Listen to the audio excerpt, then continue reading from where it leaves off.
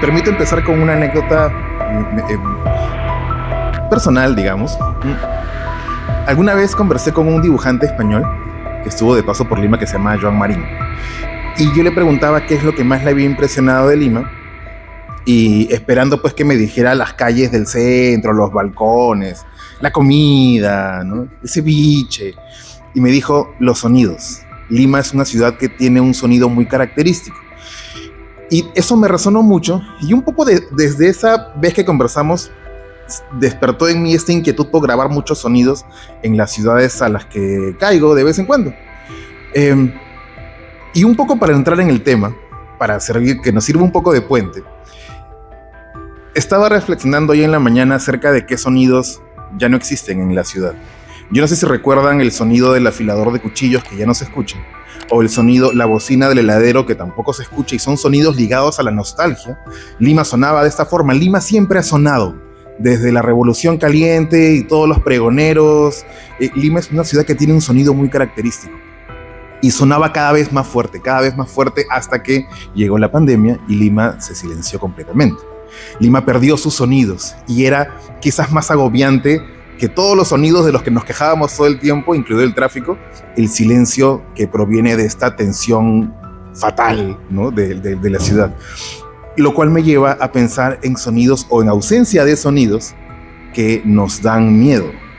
Hoy en día hay sonidos que antes no nos asustaban, o sonidos que ya no escuchamos y que antes los normalizábamos. Los que hemos crecido en los 80s, creo que hemos escuchado alguna bomba alguna vez en nuestra vida, y era parte de los sonidos de la ciudad.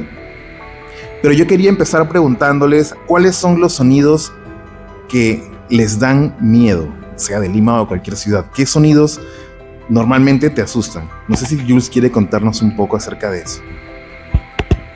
Bueno, sí, yo tengo dos sonidos en particular, que tienes toda la razón en lo que acabas de comentar. Y tengo dos sonidos particulares que me dan miedo. Me da miedo, sí, digo por qué.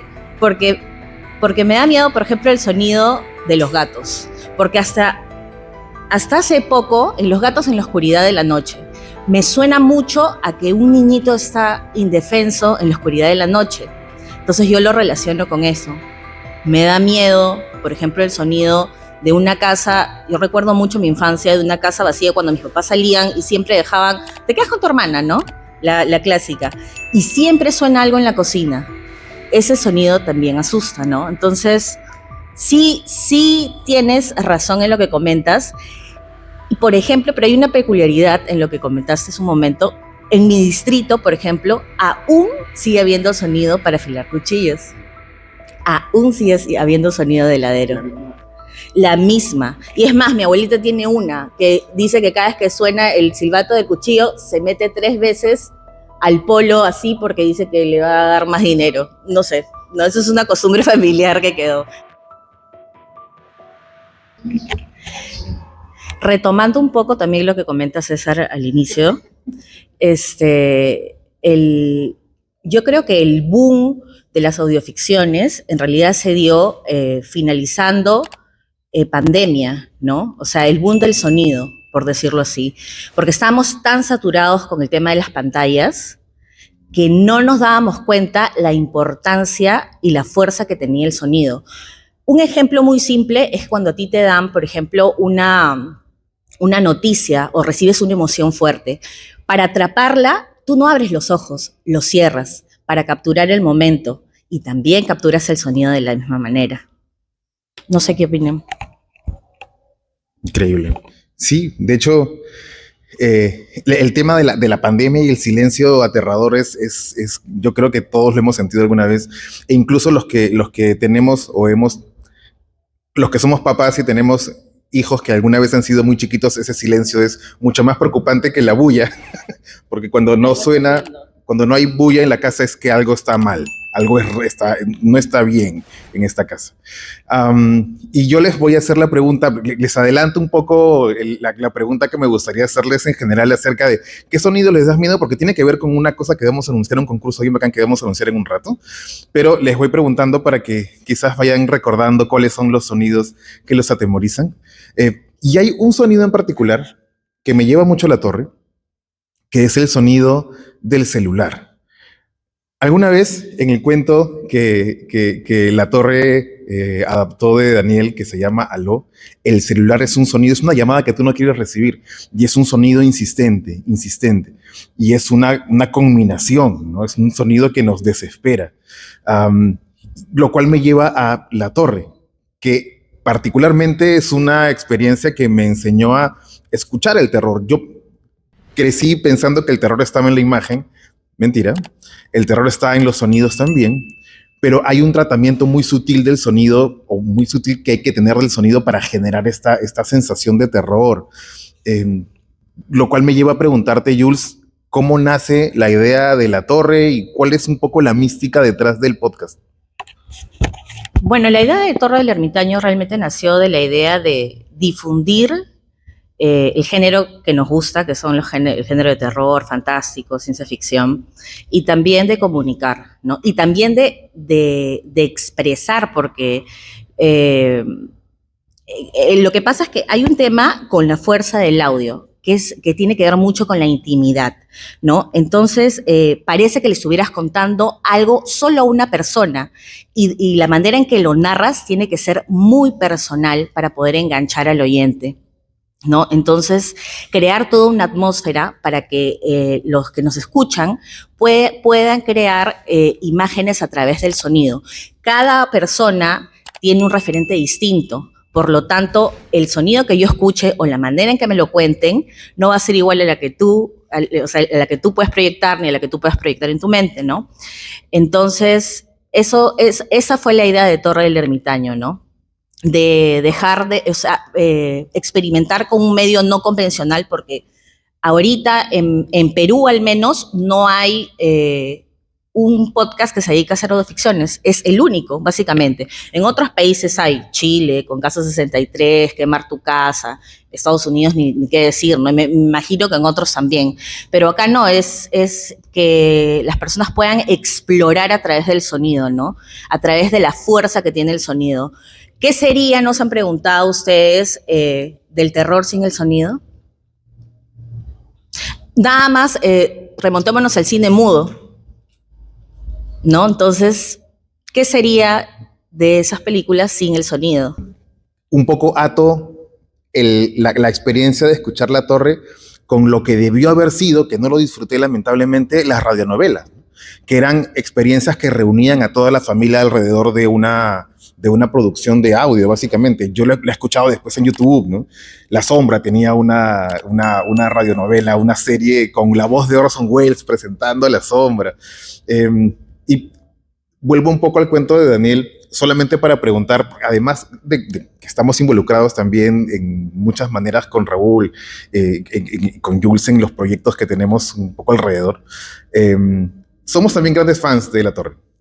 Yo creo que cabe resaltar en este punto de la conversación que es mucho más complejo lo que hace La Torre que simplemente leer el cuento. Hay toda una construcción que seguramente Jules nos va a contar cómo es producir un episodio, cuáles son un poco los criterios que sigues. Claro, bueno, a mí llega lo que es el guión literario, por decirlo así, ¿no? Y nosotros tenemos que volcarlo a lo que es el guión técnico, que es donde va el diseño sonoro, ¿no? Normalmente lo que hacemos es plasmarlo todo, pero no les miento de verdad, es imaginarnos como si fuera una película realmente, o sea, no cada cosa que pasa. Hay partes del cuento, de las historias, que no las podemos poner porque son las tenemos que transformar en sonido, no oralmente, por decirlo así, ¿no? Normalmente las historias que más nos funcionan son las que no tienen muchos narradores. Entonces, sino que todo lo que quieras contar sea a través del sonido. Entonces, por ejemplo, detalles como en Testigo Ciego, cuando los agentes policiales van a interrogar, entonces tú solamente sientes que están arrastrando una mesa y que suena el taquito del tabaco en la mesa y el encendedor. Entonces tú ya estás creando un ambiente, ¿no? Entonces tienes que, por ejemplo, obviar muchas cosas que hay en el guión literario para volcarlo a sonido en el guión técnico, ¿no? Entonces creo que esos son los detalles que hace que tú envuelvas al oyente y les des como chispas de imágenes referentes que puedan asociarlas para que puedan crear toda la narrativa y toda la escena en su cabeza, ¿no? Básicamente. El hecho también de escoger, aparte de diseños sonoros, una receptora de voz, ¿no? Claro, obviamente, ahí va el tema de lo que es las voces. Las voces no pueden ser planas, porque no es como cuando ves una película y tú puedes identificar, el de amarillo es el malo y el de rojo es el bueno, ¿no? Entonces, si las voces son planas, no hay una construcción de personajes, y eso es importante, ¿no? Tiene que haber una construcción de personajes, donde los personajes, hay personajes que son más persuasivos, y hay personajes que se llaman personajes de punto de persuasión y personajes de punto de movimiento, ¿no? Muchas veces, como el policía malo y el policía bueno en el cine, ¿no? Entonces, muchas veces los oyentes se enganchan más con el personaje persuasivo más que el de movimiento, ¿no? Que el que es el policía apasionado, ¿no? Y el otro es más a detalle, por qué pasan las cosas, más intuitivo, ¿no? Entonces, se tiene que capturar desde un principio al oyente en la historia, ¿no? Es como cuando escribes, básicamente, ¿no?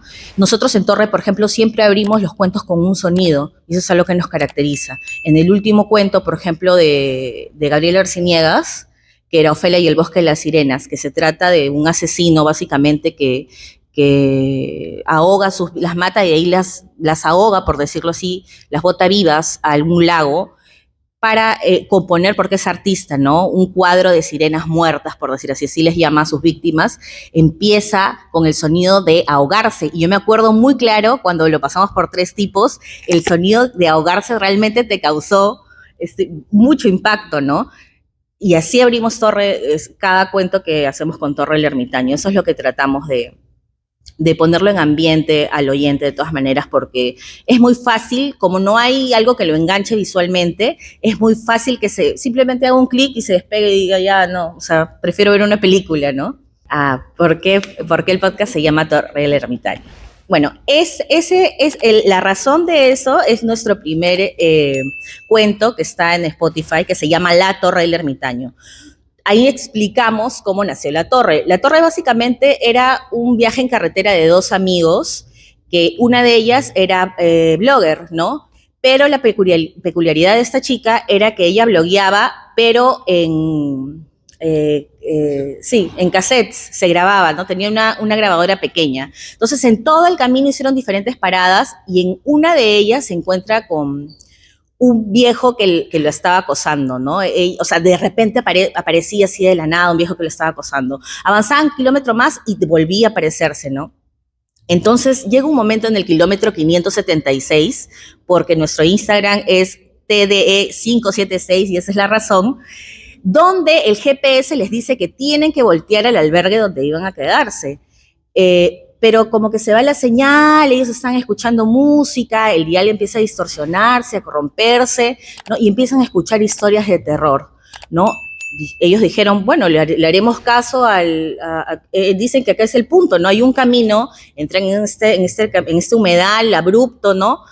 Llegó un punto donde estaba más oscuro, el tiempo se detiene, no funcionan los celulares, no funcionan los relojes, y se separan, porque uno de ellos, el Manuel, que es el que estaba manejando, quería captar la señal de su celular, se va alejando y deja a Silvana, que es la protagonista, sola, ¿no? Entonces ella empieza a sentir esa soledad de la naturaleza salvaje que le empieza a abrumar, empieza a sentir observada y siente inclusive que alguien le respire en la nuca y que la está acechando, por decirlo así. Entonces, cuando logra ver una imagen a lo lejos que piensa que es su compañero, se da cuenta que es este viejo nuevamente, ¿no? Este anciano. Entonces, lo que hace es voltear, ver a todos lados, y lo primero que ve es una torre, una antena de radio antigua que estaba en lo más alto de la montaña. Va corriendo, empieza a tocar la puerta, desesperada, y se abre la puerta. Cuando sale la puerta, ella entra y se empieza a dar cuenta que hay pilas y pilas y pilas de cassettes, y sube al segundo piso y encuentra un tablero de radio antiguo, ¿no? Y se pregunta por qué, pero no solo encuentra eso, encuentra libros, se encuentra un montón de bitácoras, cosas así, ¿no? Entonces, para esto, en todo lo que ha pasado, ella se va grabando y se va grabando, me está pasando esto, me está pasando lo otro, hace como una pequeña bitácora, ¿no?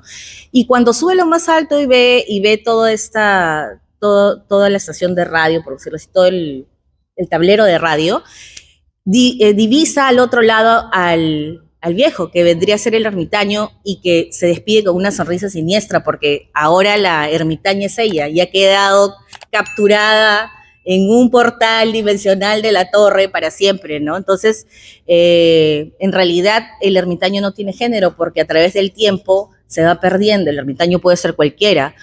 Tú puedes contar una historia. Cualquiera de ustedes puede ser el ermitaño, ¿no? Bueno, hemos llegado al bloque de preguntas. Mi pregunta va hacia ustedes. ¿Alguien tiene una pregunta? Buenas tardes. Mi nombre. ¿Cómo se llama, señora? Sí, Rocío Quispe Añali. Mi pregunta es, ¿cómo distingue? Porque cuando hablan de sonidos o ruidos, ¿no?, que les dan miedo, bueno, yo, claro, lo traslado a mi experiencia y pienso en perturbación, que no es necesariamente lo mismo. Se intersecan, pero no es lo mismo. Entonces, ahí va mi pregunta. ¿Cómo distinguen miedo y perturbación? Sí, yo creo que es en base a la experiencia de cada uno. Por ejemplo, voy a contarles una experiencia personal.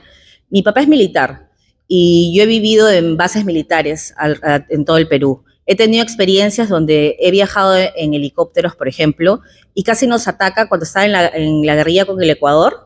Casi nos tumban el helicóptero donde nosotros estamos viajando con mi familia para ir a visitar a mi papá. A mí me perturba escuchar los sonidos de los helicópteros, por más que esté en la ciudad, por ejemplo.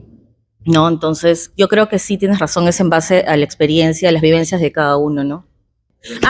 Síganos por favor en todas nuestras redes, estamos como Torre del Ermitaño, en Spotify y todas las plataformas de podcast, y solamente en Instagram estamos como T576. Gracias.